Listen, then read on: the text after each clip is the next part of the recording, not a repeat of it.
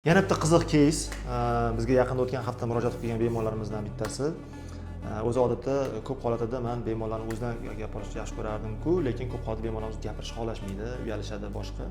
Lekin aslida bu men nazarimda o'ziga xos xususiyatlardan bittasi bo'lishi mumkin, lekin eng yaxshisi bari gapirgani yaxshi. Nimaga? Chunki bemorimizni juda ham ko'pchilik qo'rqitgan. Ya'ni siz yurishlariga, tishlari mana shunaqa yomon ahvolga kelib qolishlariga sabab bemorlarimiz birinchidan juda ham qo'rqqan, chunki o'zlari bemorlarimiz yoshlari 60 yoshlar, oldingi paytda tish davolashning eng zo'r usullaridan bittasi bu tishlarni olish bo'lgan. Masalan, bording tish og'rib qoldi, bo'ldi olib tashlashimiz bo'ladi. Tishlari yo'q, muammo yo'q. Lekin aslida tishlarning yo'q bo'lishi undan kattaroq muammoni keltirib chiqargan. Xullas, bu yerda ham xuddi shunaqa vaziyat, ko'rib turgan tishlarning ahvoli juda ham qattiq yemirilgan, jag tishlar anchadan beri yo'qotilgan, shuni hisobiga butun nagruska oldi tishlarga o'tgan, oldi tishlarga o'tgan hisobiga ko'rib turganlaridek mana shular hammasi yemirilgan va bu holatda mana qarang qanchalik darajada nagruskada tishlar yemirilib o'zini hol ham xuddi shunday ham sinib ketgan, mana jag tishlari bor. Hamma joylarda ham qorayib naq ketgan. Keyin e'tibor bergan bo'lsangiz ham butun karash, hattoki bunaqa vaziyatda suyaklar ham уже ancha erib, o'zini holatini yo'qotgan hisoblanadi. Mana agar tepalardan ko'radigan bo'lsak, tepa holatlarda ko'rsangiz jag'larda ham yo'q, oldi ichlari ham ancha ishlar yaxshi ahvolda, tishlar yaxshi ahvolda emas, yon tomonlari ham bu yerdagi yaqinda tishlarni oldirgan ekanlar, ikki joy bo'lib qolgan ekan. Lekin bu bemorimiz eng o'ziga xos bo'lgan xususiyatdan bittasi shuki, bu bemor boshlaridan 2 marta infarkt o'tkazgan ekanlar. Aynan shunisi bilan bu keysimiz qiziq. Nimaga? Chunki bunday holatlarda biz tekshiruv usullarimizga qo'shimcha bemorni qaysi sohada kasalligi bo'lsa, o'sha mutaxassis bilan operatsiyadan oldin, ya'ni implantatsiyadan oldin biz tekshiruvni o'tkazib olishimiz kerak. Nima uchun bu ham kerak? Chunki birinchi o'rinda tish turmaydi. Birinchi o'rinda organizmni somatik, yondosh kasalliklarni tekshirib olish kerak.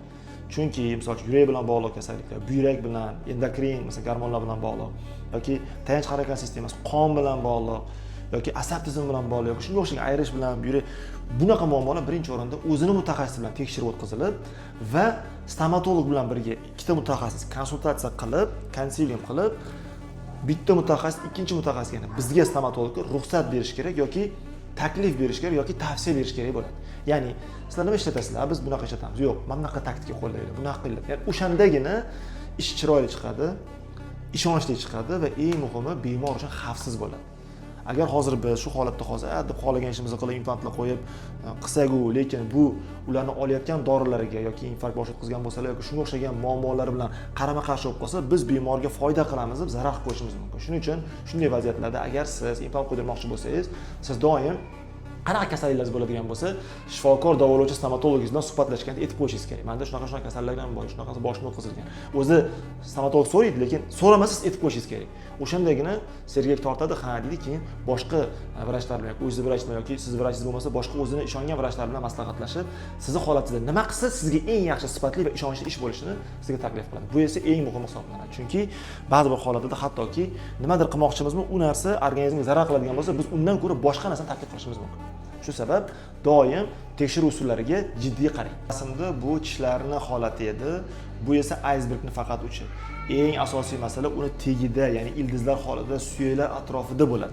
Ya'ni ko'rib turganimizdek, mana tishlari juda ham boya aytganimizdek, umuman to'g'ri kelmaydigan, ya'ni o'z xizmat vazifasi o'ta bo'lgan tishlarning hammasi atrofida suyaklar ancha qochgan, bu yoqda ham qochgan va mana bu ko'rib turganda suyak qaylar qanchalik darajada pasayib ketgan. Vaholanki suyak mana bu balandlikda bo'lishi kerak edi, mana bundoq. Lekin suyak ancha pasayib ketgan. Ya'ni qo'yingki ildizni 50% dan kamroq holatda suyak qolgan. Bu esa keyinchalik tishlarni bosim olishda katta zarar bo'lishi mumkin. Chunki tishlar qimirlab ketib qolishi, sinib ketib qolishi yoki qimirlash darajasi oshib ketib qolishi va to'g'ri chaynolmay qolish ehtimollari ham bo'lishi mumkin. Shuning uchun bunday vaziyatda albatta biz reja qilayotgan paytimizda ba'zi bir tishlarni saqlab qolishimiz mumkin, balki, lekin ba'zi bir holatlarda tishlar agar uzoq xizmat qilmayotganligini o'zimiz tajribamizdan, klinik holatdan kelib chiqib agar qaror qabul qilsak, demak u tishlarga o'rniga biz ulardan ko'ra mustahkamroq bo'lgan va uzoqroq xizmat qiladigan protezlarni taklif qilishimiz mumkin. Bunday vaziyatda biz bemorimizga implantatsiyani taklif qildik, faqat o'sha o'zlarini kardiologlar bilan maslahatlashgan holatda.